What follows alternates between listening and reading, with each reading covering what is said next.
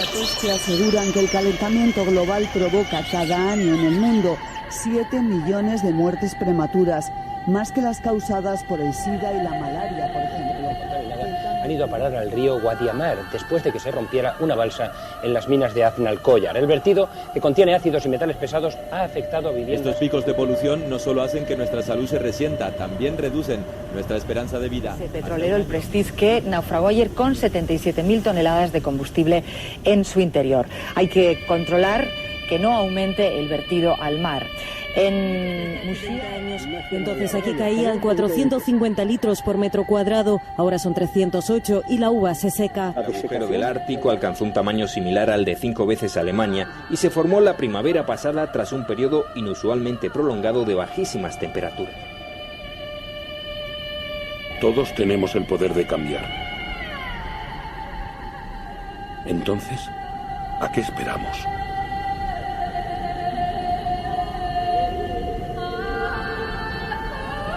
Bueno, ya lo sabéis, los martes en la cafetera abrimos una página, abrimos un espacio para hablar de ecología, de medio ambiente, con Juan López Duralde. Juancho López Duralde, muy buenos días.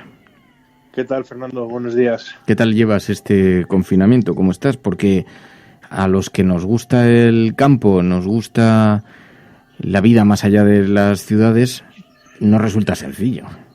No, te sientes un poco como un hámster dando vueltas en la ruleta, ¿no?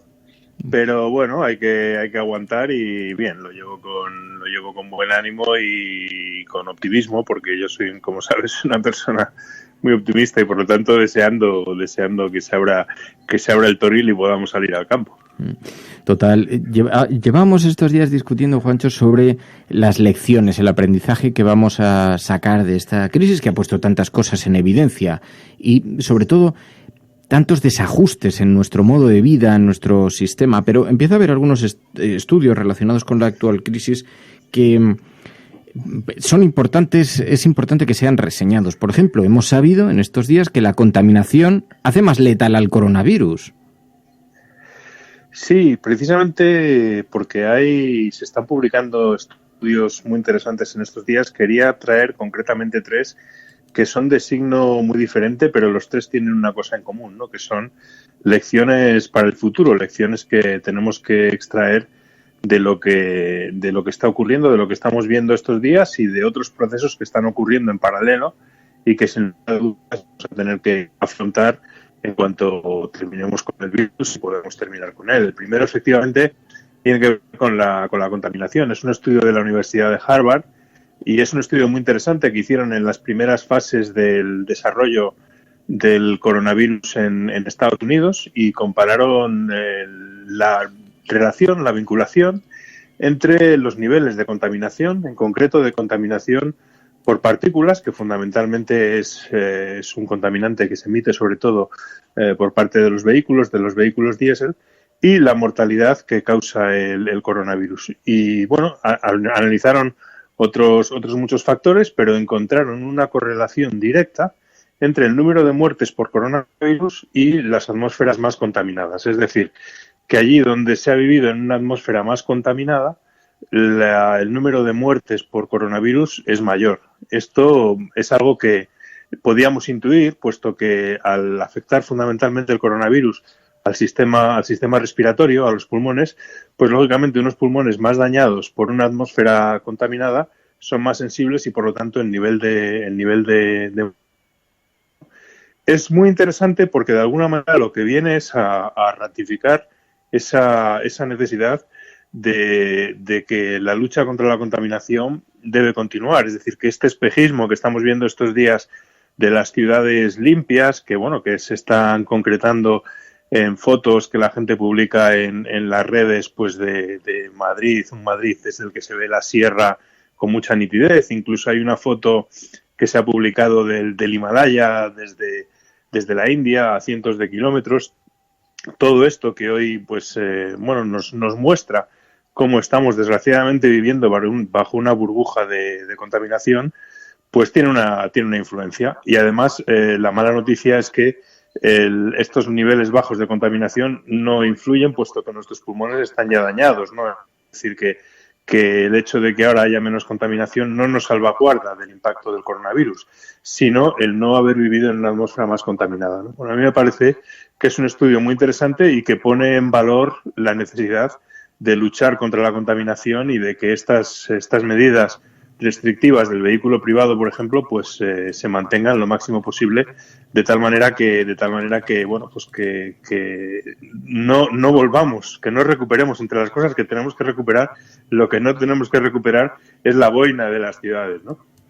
Sí, ya habíamos visto que la OMS había advertido, vimos el pasado mes de enero, que la contaminación mata, que la evidencia es abrumadora, que no hay universidad o institución científica que niegue ya la afección de la polución que tiene sobre la salud. Y en aquel momento hubo una enorme polémica porque todavía desde algunas instituciones políticas este negacionismo sobre la contaminación seguía enviando mensajes públicos diciendo que la contaminación nunca había matado a nadie. Bueno, pues desde la OMS ya existían, en fin, información que avalaba que la contaminación, pero ahora hay un estudio que ya nos cuenta que hace todavía más letal al virus, ¿no? Oye, hay una cosa, Juancho, también hemos visto que hay otro estudio que calcula que se puede producir un colapso de los ecosistemas a partir del año 2030 si no se actúa. Luego que nadie llegue diciendo que nos pilla por sorpresa. Sí, este es el segundo estudio que quería traer hoy, que es muy interesante. Está publicado por la revista Nature y habla sobre el colapso de la biodiversidad. Dice, y la noticia es que estamos a tiempo para reducir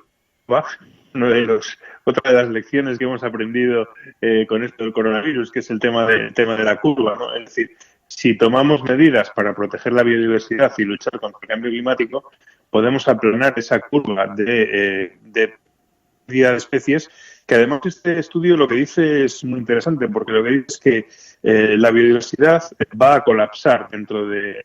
Y lo pone fecha, dice, más o menos en los años 30, ¿no? Es decir, en el año 2030, perdona.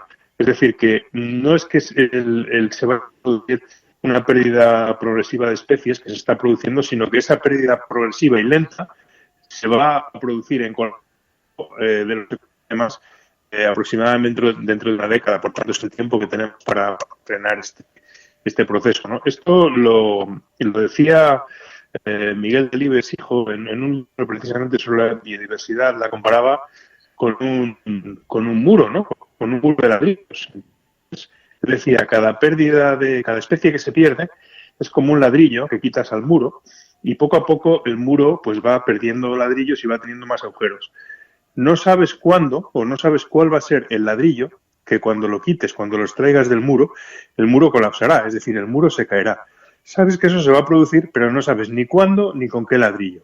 Bueno, pues este ejemplo tan gráfico, que yo creo que describe muy bien lo que es el empobrecimiento de los ecosistemas, hasta que de repente llega un momento que colapsan, pues la comunidad científica en el momento le ha puesto fecha y ha dicho, si no actuamos, ese colapso, esa caída de ese muro de ladrillo, se va a producir en el año 2030, ¿no? Por lo tanto, la buena noticia es que tenemos tiempo, la mala es que esto va muy rápido y que el tiempo que tenemos es muy pequeño, ¿no? Pues dos estudios que ponen en evidencia la situación tan excepcional que estamos viviendo, pero también que nos advierten sobre los riesgos del futuro si no tomamos medidas inmediatas. Juan López Duralde. Juancho, gracias.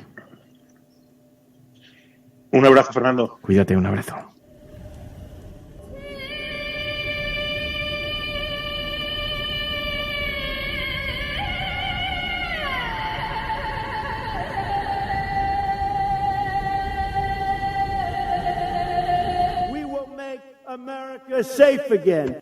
Ante Dios